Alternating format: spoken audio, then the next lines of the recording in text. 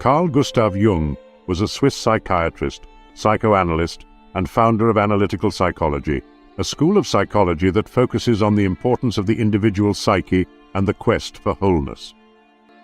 In 1912, Jung published Symbols of Transformation, a work that marked the beginning of his break from Freudian psychoanalysis.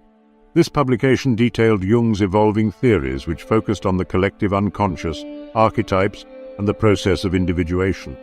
The collective unconscious refers to the universal psychological structures shared by all humans, inherited from our ancestors and passed down through generations.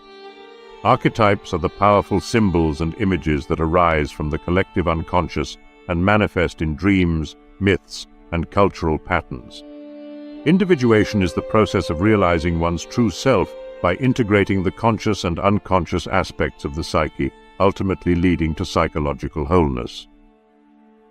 He was more open to the spiritual aspects of human experience and believed that the unconscious contained not only repressed memories, but also creative and spiritual resources. In his book, Memories, Dreams, Reflections, Carl Jung writes, "I began to understand that the goal of psychic development is the self. There is no linear evolution. There is only a circumambulation of the self. Uniform development exists at most at the beginning. Later, everything points toward the center." In Jungian psychology, circumambulation is the process of moving around a central point or object, both literally and metaphorically. In the context of Jung's theories, this concept is often associated with the process of individuation. Circumambulation, as a psychological process, involves revolving around the self, the central organizing principle of the psyche, which represents the totality of an individual's conscious and unconscious experiences. By engaging in self-exploration and self-discovery, an individual gradually integrates the various aspects of their personality, such as their ego, persona, shadow, anima/animus, and the self. This process allows the individual to maintain a balance between opposing psychological forces and achieve a greater sense of wholeness and harmony.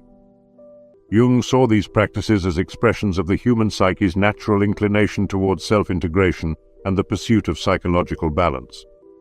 The etymology of the word circumambulation can be traced back to Latin origins. It is derived from two Latin components, circum and ambulare. Circum means around or about, indicating encircling or surrounding something. Ambulare is a Latin verb that means to walk or to move. In short, it is the act of circling around a sacred object.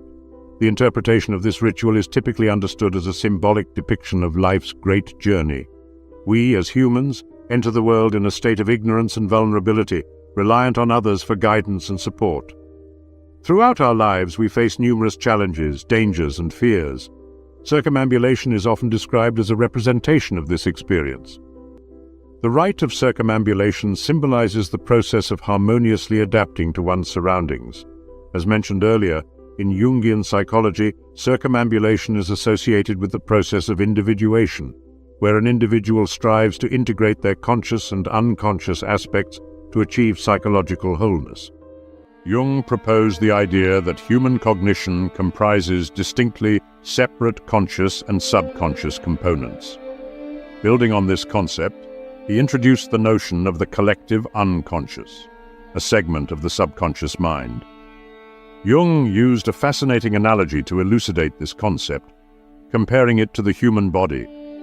He argued that just as the physical structure of the human body exhibits a universal anatomy that transcends racial variances, the human psyche, too, has a foundational layer that goes beyond cultural and conscious disparities. He referred to this fundamental psychic layer as the collective unconscious. Within the realms of this subconscious mind, Jung identified the existence of archetypes. These archetypes are universal, transcending race or cultural boundaries, and manifest themselves as primordial images that can potentially restrict the liberty of conscious thought.